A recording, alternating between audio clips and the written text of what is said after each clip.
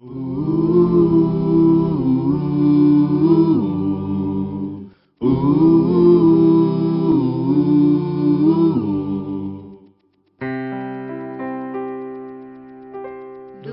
teu falar, ó Salvador, jamais vou duvidar, é encorajador. Alimento Diário, série A Igreja, Coluna e Base da Verdade. Título do volume 4, Combater o Bom Combate. Autores Esdras Mai e Pedro Dong. Título da semana 3, A Importância de se manter saudável. Terça-feira. Ler com oração 2 Timóteo, capítulo 1, versículo 13. Mantenha o padrão das sãs palavras que de mim ouviste com fé e com amor que está em Cristo Jesus.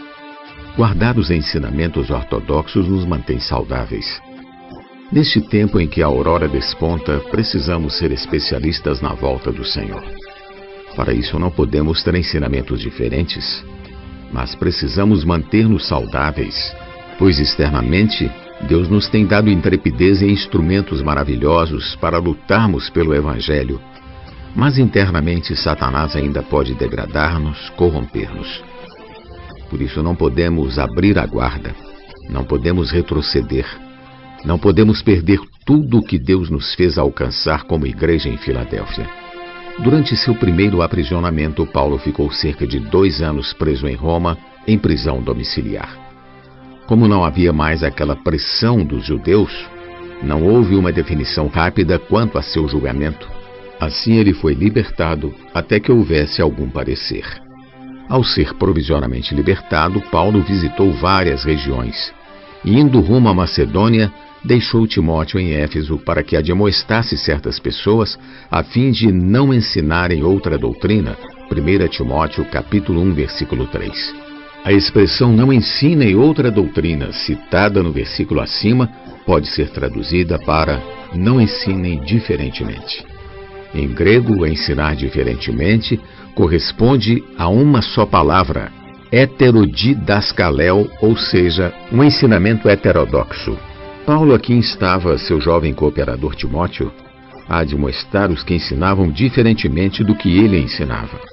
O ensinamento da economia de Deus é ortodoxo, é correto, pois ensina sobre o plano eterno de Deus. O ensinamento de Paulo era ortodoxo, mas havia alguns que propagavam ensinamentos heterodoxos, outros ensinamentos. Precisamos de ensinamentos saudáveis, que procedem de Deus, que executam seu plano na fé. A igreja possui apenas um ensinamento, que executa a economia de Deus, executa seu plano e leva a cabo o que está em seu coração. Lemos sobre fábulas e genealogias sem fim, relacionadas principalmente ao judaísmo e às filosofias afins. Trata-se de fábulas, contos e histórias. Algumas são verídicas, outras nem tanto, e muitas delas são falsas. Os da circuncisão, judeus que creram no Senhor Jesus na Judéia, não conseguiram desvencilhar-se da escravidão da lei, da escravidão do Antigo Testamento, da circuncisão, da observância da lei de Moisés. Por isso, tornaram-se grandes opositores de Paulo. Além disso, este sofria a pressão dos judaizantes, que são os judeus crentes já mencionados. Esses judaizantes, por inveja de Paulo, começaram primeiramente a dizer que não bastava crer no Senhor Jesus para ser salvo, mas era necessário que os homens fossem circuncidados e que todos observassem a lei de Moisés. Então Paulo enfrentou-os e deixou claro que uma vez que Cristo veio, a lei havia passado, pois Cristo é a realidade da sombra das figuras e ensinamentos que há na lei. Os judaizantes se opunham a Paulo especialmente por ver sua grande popularidade entre as igrejas. Assim como para as pessoas que estão fora da igreja hoje, para esses judaizantes do passado era como se os crentes seguissem a um homem, mas na verdade tudo era obra do Espírito. Paulo falava e as coisas aconteciam porque o Espírito atuava. Hoje ocorre o mesmo. Se falarmos e o Espírito não confirmar, não cooperar conosco, nossa palavra será vazia. As palavras desses judaizantes e suas histórias pareciam atraentes de ouvir, mas não promoviam a economia de Deus na fé. Nossa preocupação é com a execução da economia de Deus e não em satisfazer a coceira dos ouvidos de ninguém. Os contos, as histórias e as fábulas contadas pelos judaizantes distraíam os crentes, distraíam aqueles que deveriam estar apercebidos. Diante disso, quero alertar você, amado leitor. Não permita que Satanás o distraia. Ele é muito sutil. No mundo, ele usa vários movimentos para inverter os valores e ensinar ideologias nas escolas, faculdades, bem como nos vários segmentos da sociedade. Mas na igreja, ele usa outra sutileza, como pregações bonitas. Existem irmãos que ficam embriagados com isso, enchendo os pregadores de elogios e propagando isso a outros. Apesar de muitas dessas pregações serem bíblicas, precisamos ter discernimento e diferenciar o que produz a economia ou dispensação de Deus na fé do que produz apenas discussões. Por esse motivo, Paulo encoraja e adverte Timóteo, mostrando que essa boa doutrina é o ensinamento saudável. Não nos alimentemos de mitos, fábulas, genealogias sem fim ou de ensinamentos bonitos. Alimentemo-nos das palavras da fé e do bom ensinamento que produzem saúde espiritual, vida, crescimento de vida, que mudam o nosso estado e nos levam a ser vencedores. Nos versículos citados acima, Paulo exortou Timóteo: exercita-te pessoalmente na piedade. Isso significa viver no Espírito, ou seja, receber pela palavra da fé a realidade divina em nós para manifestá-la em nossa carne, em nosso viver diário. Isso é piedade. Vamos promover os ensinamentos saudáveis, os ensinamentos que de fato levam ao cumprimento do plano de Deus. Diante disso, podemos perguntar-nos, de modo prático, qual é o segredo para nos manter saudáveis? O primeiro segredo é seguir de perto.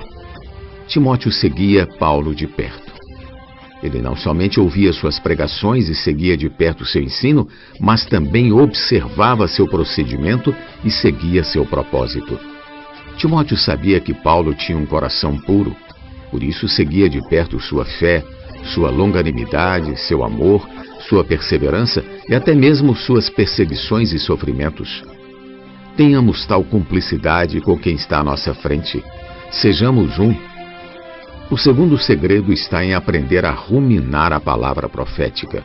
Ruminar o que o Senhor tem falado conosco.